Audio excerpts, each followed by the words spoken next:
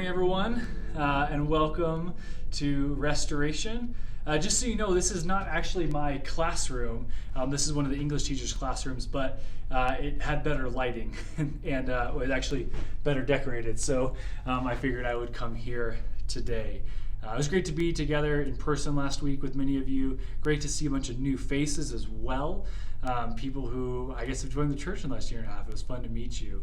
For those of you that don't know me, my name is McNeal, and I get to serve on the preaching team at Restoration.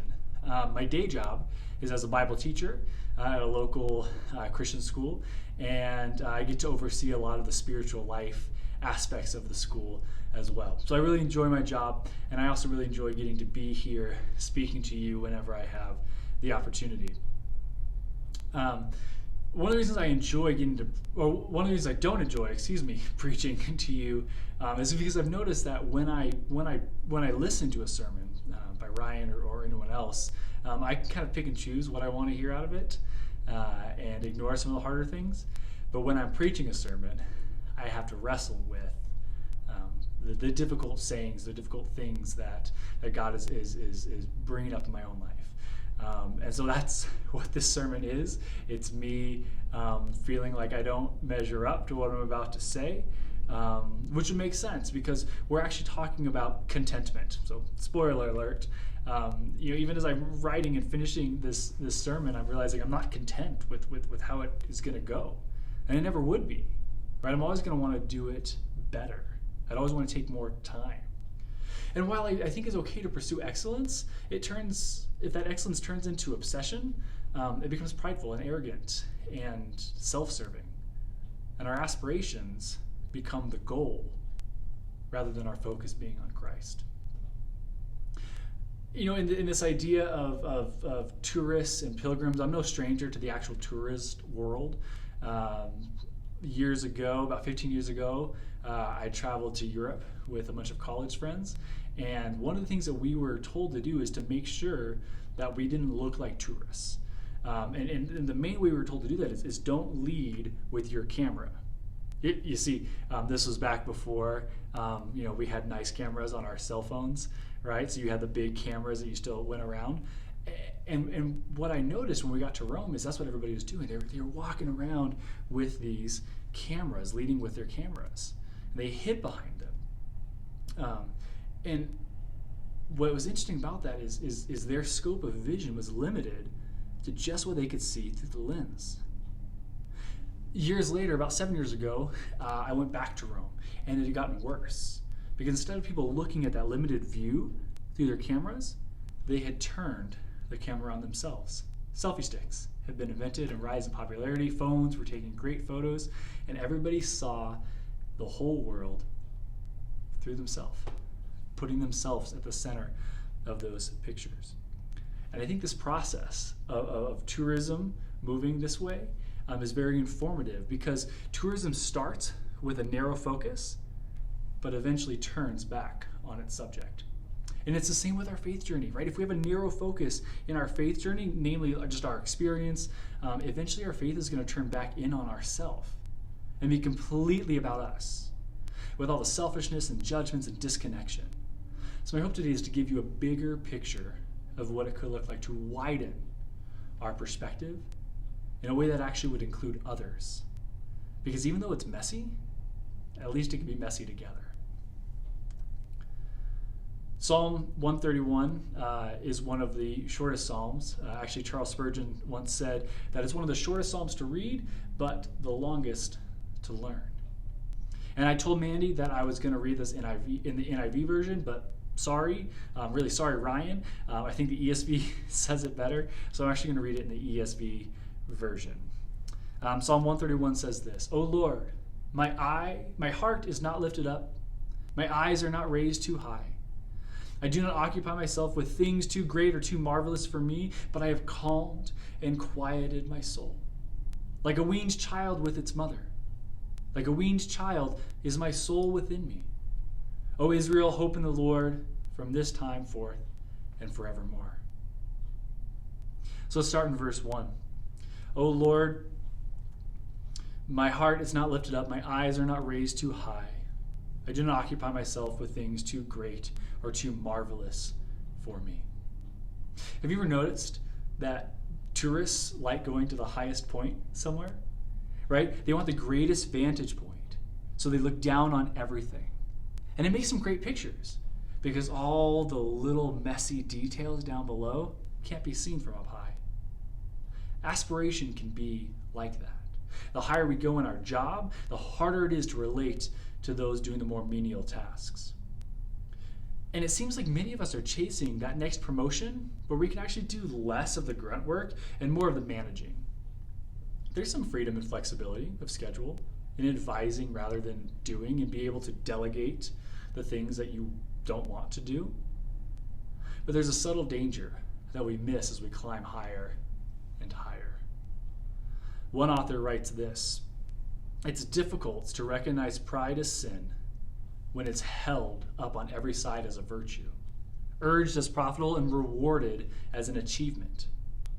What is described in Scripture as basic sin, the sin of taking things into our own hands, being your own God, grabbing while you can get what you can, is now described as basic wisdom."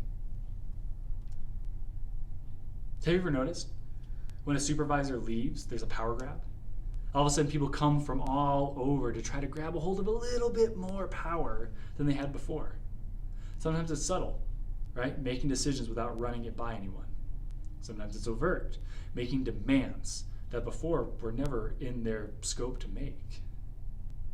It's always interesting to me how no one recognizes that they do this, or they don't recognize that it actually comes from pride. Right? Many times these are good people, and they don't have malicious intent.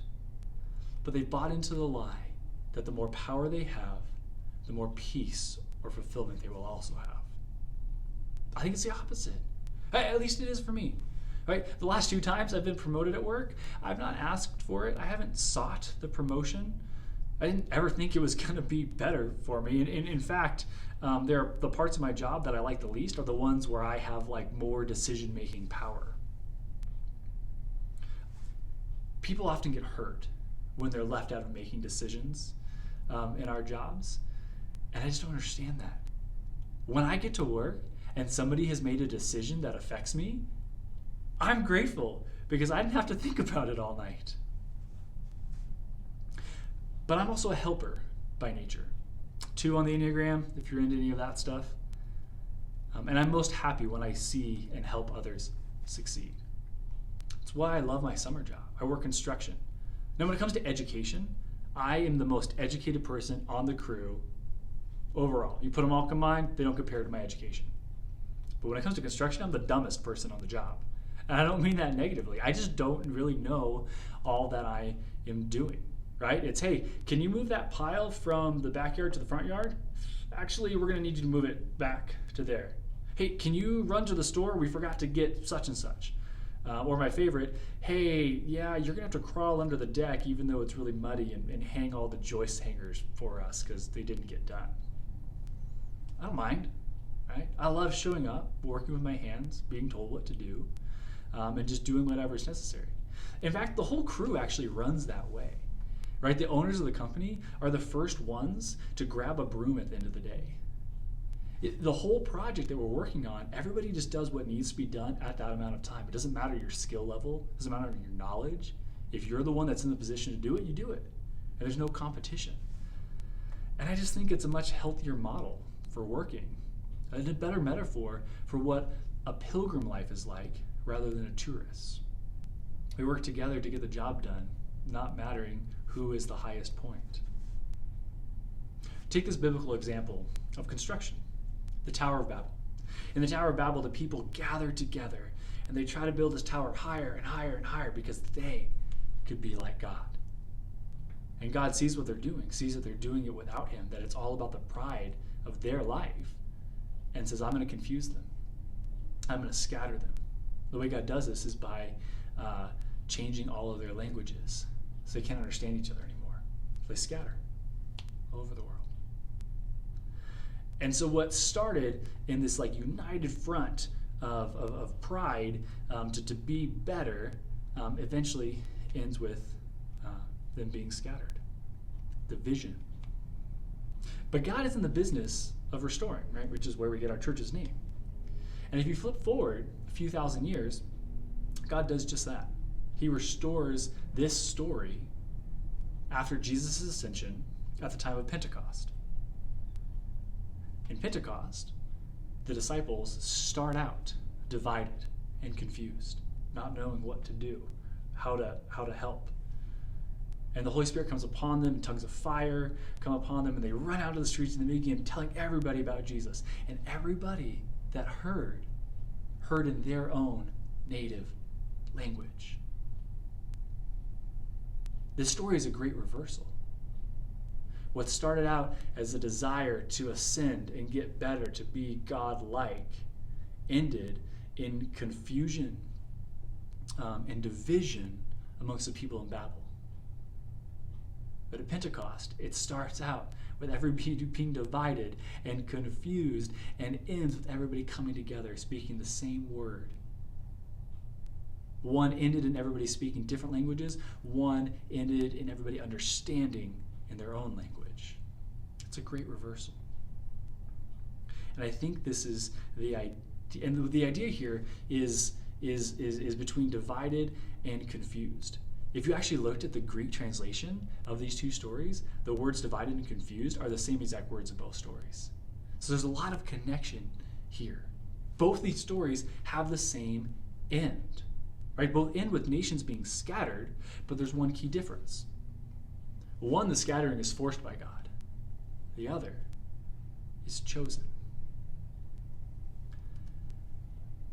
I mean, what do you think? Would you rather be forced to be scattered, or would you rather choose it? Like any of you, I love the idea of free will, that no one can tell me what I do or force me to do something, because I make my own decisions.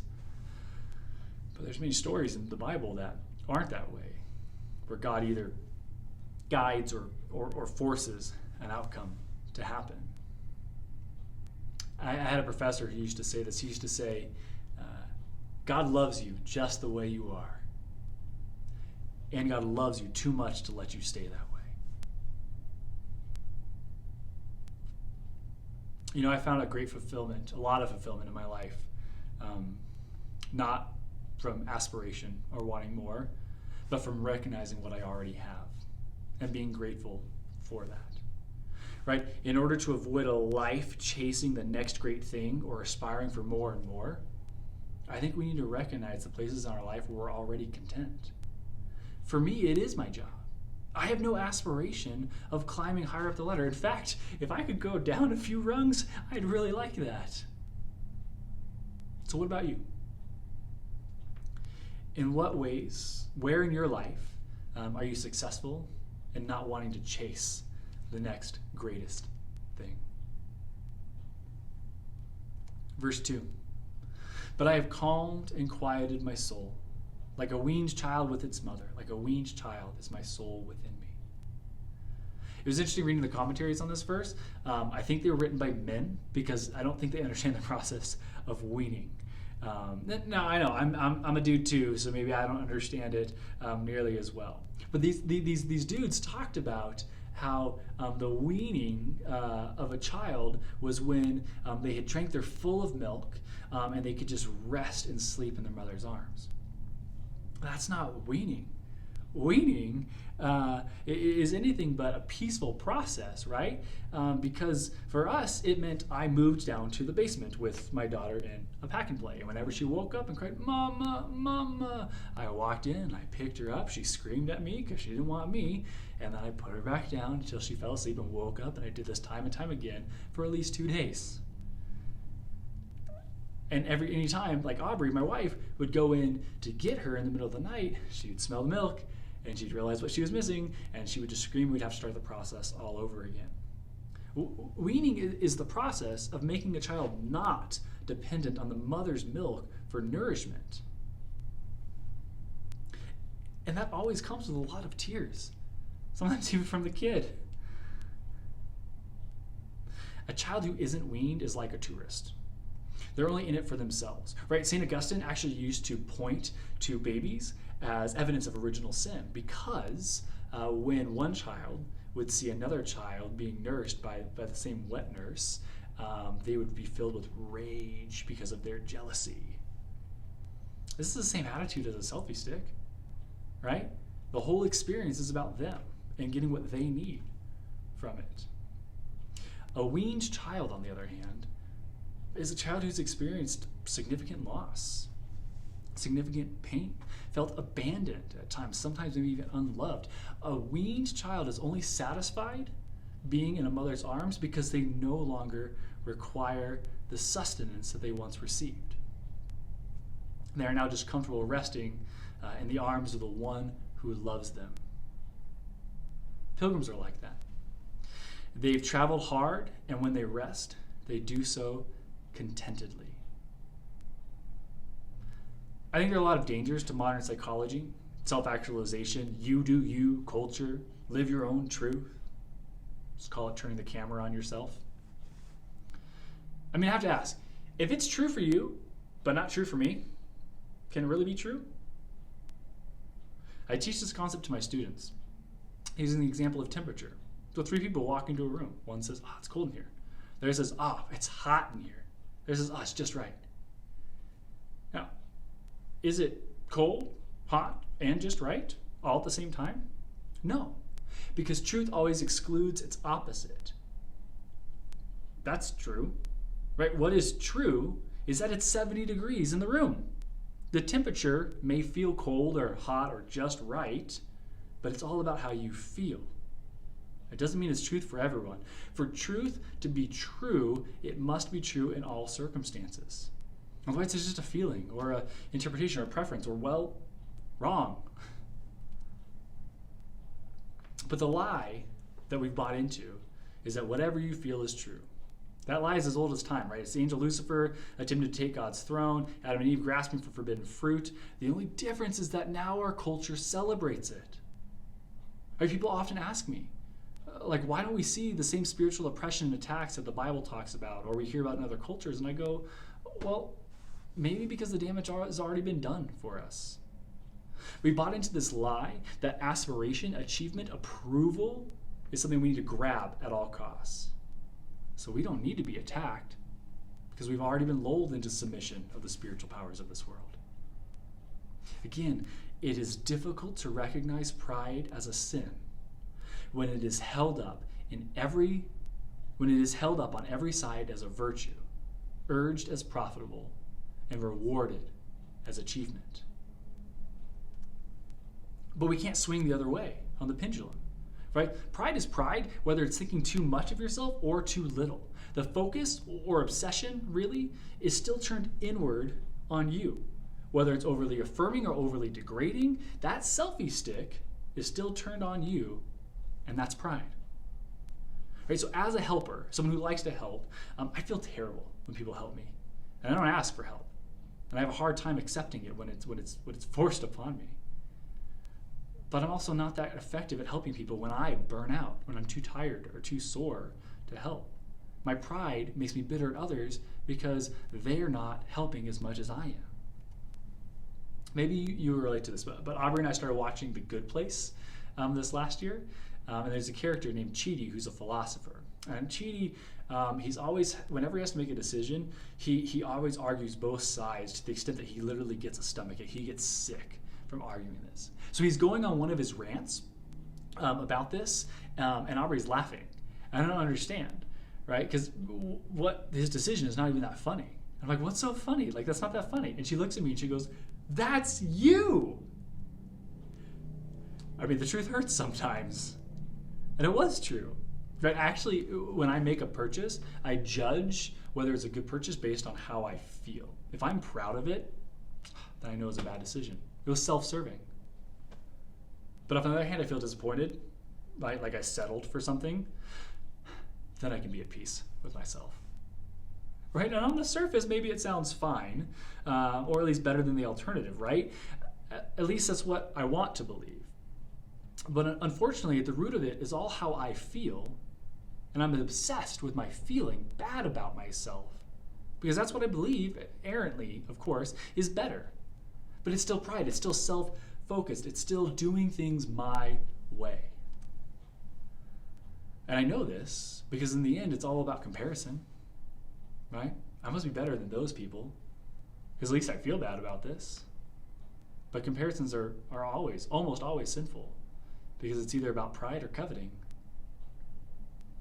You see, God doesn't want us neurotically dependent on him, but willingly trustful in him.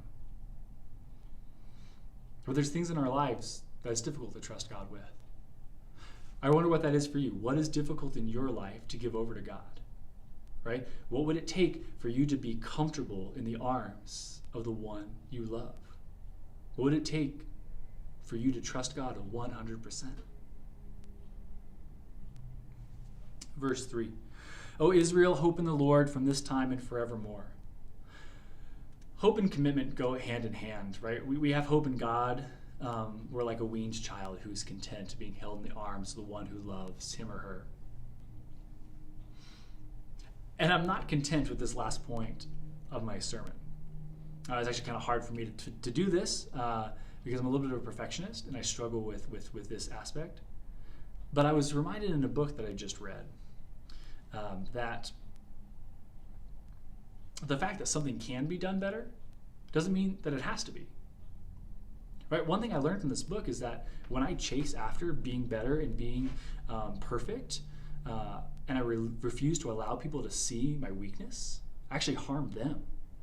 Because they will begin to think that they can't show me their weakness. Actually, the rest of that quote is that when we graciously accept the messiness of imperfect people with imperfect lives, including our own, we receive blessing, and we bless those around us. Jesus accepted people as they were, meeting them in their messiness, imperfection, and even wrong-headedness. So I'm going to borrow directly from a book called The Contented Soul. It's by Lisa McNeal. And rather than pretend I came up with these ideas on my own and create them into some fancy narrative, I'm just going to read a couple of quotes and then wonder aloud with you about what it would be like to live a more contented life. This is what she has to say about contented people. Contented people accept limits. They allow themselves to nap when they are weary, stay home when sick, be less productive than is possible, and respect human limitations. Contented people fast. We gain a stronger appreciation that we are finite when we fast from what we take for granted. Imagine if we emerge from fasting, being mindful and even prayerful of the children and adults all around the world and in our city who go to bed hungry, hunger through the night, and wake up hungry through no choice of their own. Contented people know that the secret to happiness is not getting more, but wanting less.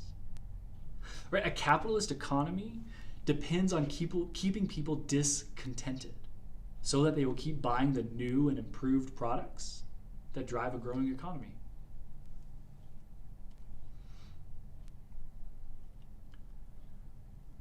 Contented people know that when we stop striving for perfection, we become more gracious to ourselves and more gracious to others who live with us, who work with us, who call us friends.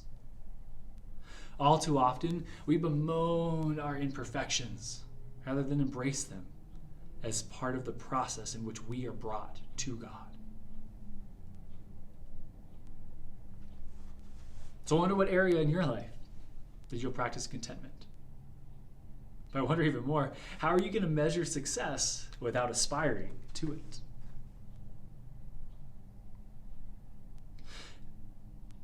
I think for me, it's the hardest thing to accept my own imperfections, especially around others, like without excuses. Right? I mean, think about it. When someone says, "Oh, you look cute today," and you respond with, "Oh, my hair's a mess," or, "Oh, yeah, I didn't have time to iron my shirt," you make them think, do they notice my hair? Do they notice my shirt? You see, when we're quick to point out all the imperfections in our own lives or make excuses for why we aren't perfect, we cause people to wonder if we notice their imperfections. It's like someone who always talks bad about people behind their back, and you wonder, do they talk about me like that behind my back? Being content with our imperfections means accepting comments without belittling them, accepting compliments without belittling them, and not feeling the need to justify or excuse our imperfections. Perhaps this is why Paul says that Christ's power is made perfect in our weakness. Perhaps it is because when we choose to be content, other people are allowed into our lives, and division and confusion give way to unity.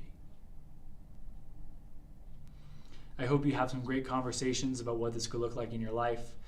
More than anything, I hope that you can find rest and contentment without aspiring to it too much. Have a great one. I'll be praying for you today.